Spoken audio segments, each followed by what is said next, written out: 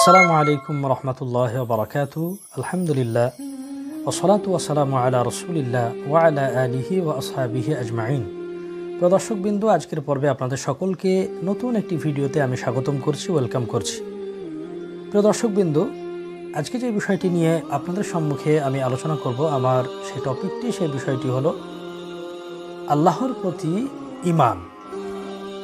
আল্লাহর প্রতি বিশ্বাস স্থাপন করা একজন মুসলমানের জন্য, একজন ঈমানদার মানুষের জন্য কতটুকু জরুরি, কতটুকু দরকার আল্লাহর প্রতি ঈমান রাখা। আমরা এটা সকলে জানি যে ইসলামে ঈমান একটি মূল ভিত্তি বলতে পারেন।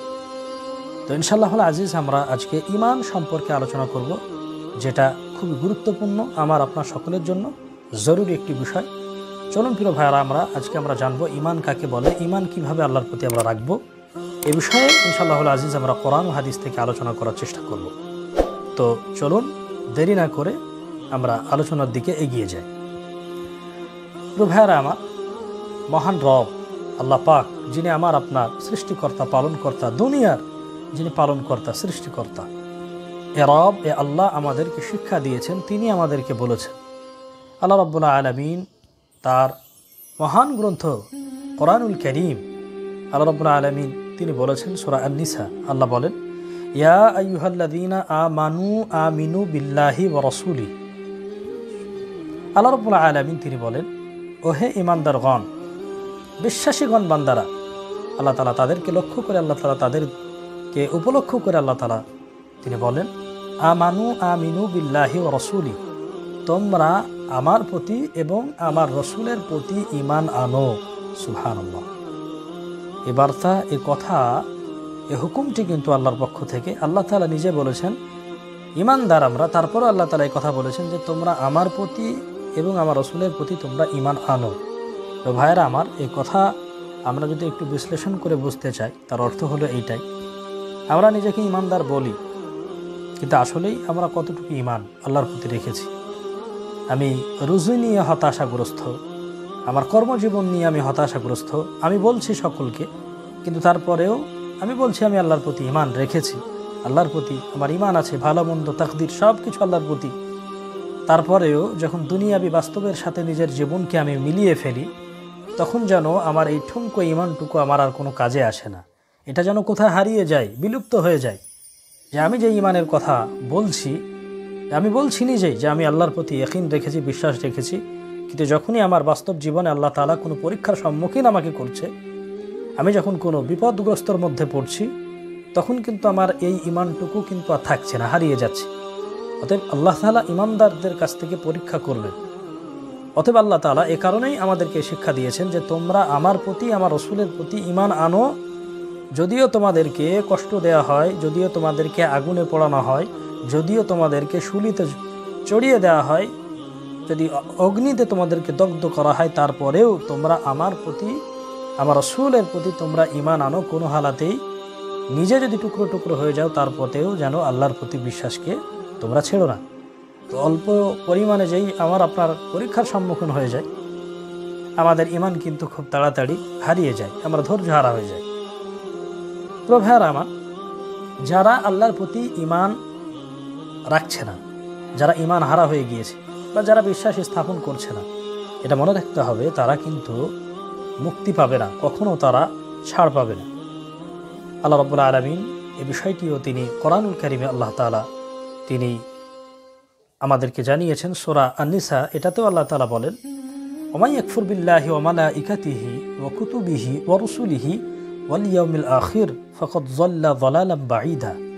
রব্বে কারীম তিনি ইরশাদ করেছেন, তিনি বলেন, যে ব্যক্তি আমার প্রতি, আমার কিতাবের প্রতি, আমার রসুলগণের প্রতি এবং কিয়ামতের দিনকে, আখিরাতের প্রতি, কিয়ামতের দিনকে যারা অবিশ্বাস করে, যারা বিশ্বাস করে না, ফাকাদ যাল্লা যালালাম বাঈদা, অবশ্যই তারা ক্ষতিগ্রস্ত, অবশ্যই তারা ক্ষতিগ্রস্ত হলো, অবশ্যই তারা পথভ্রষ্ট হলো, তারা গুমরা হয়ে যাবে। যারা কিয়ামতের দিনকে, আল্লাহ রসুলকে, আল্লাহকে, তার ফেরেশতাকে, তার কিতাবগুলোকে যারা বিশ্বাস করলে না, যারা আখিরাতকে যারা বিশ্বাস করে না, তারা অবশ্যই তারা গুমরা হবে, অবশ্যই তারা পথভ্রষ্ট হয়ে যাবে। এ বার্তাটি হলো আল্লাহর, নাউযুবিল্লাহ।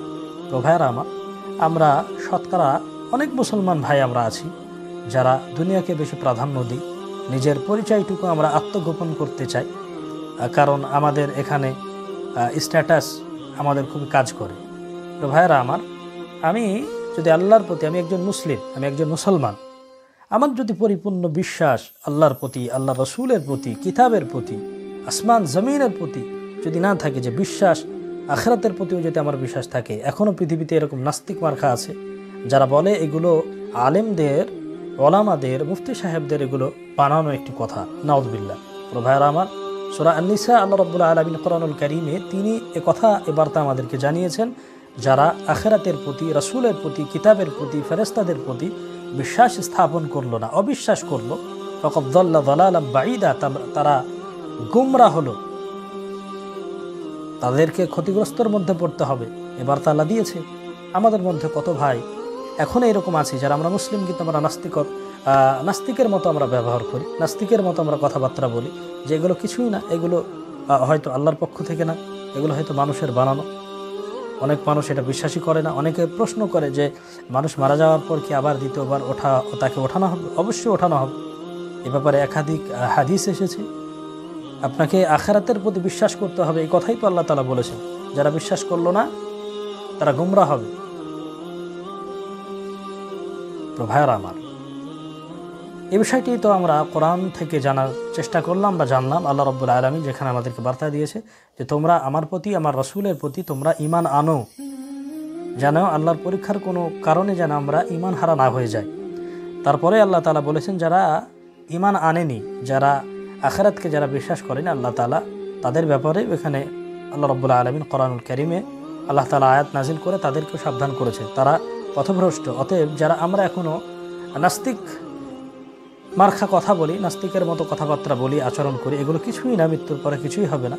দেখুন আল্লাহ তাআলা ওয়াল ইয়াউমিল আখির, কিয়ামতের সম্পর্কে আল্লাহ তাআলা এখানে জানিয়েছেন, যারা আমার আখিরাতকে বিশ্বাস করলো না, এই মরণের পরে তাদেরকে আবার ওঠানো হবে, তাদেরকে আবার একত্রিত করা হবে, যারা বিশ্বাস করলো না, ফাকাদ যাল্লা যালালাম বাঈদা, তারা গুমরাহ হলো, তারা পথভ্রষ্ট হয়ে যাবে, দিশা হারা হয়ে যাবে, আল্লাহর কাছ থেকে যারা ছাড় পাবে না, মুক্তি পাবে না।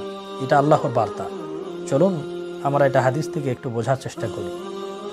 নবী করিম সাল্লাল্লাহু আলাইহি ওয়াসাল্লাম তিনি বলেছেন, ঈমান হলো যে তারা আল্লাহর প্রতি, তার ফেরেশতাগণের প্রতি, তার কিতাবের প্রতি, তার রসুলগণের প্রতি এবং তাকদীরের প্রতি, ভালো মন্দর প্রতি বিশ্বাস স্থাপন করতে হবে।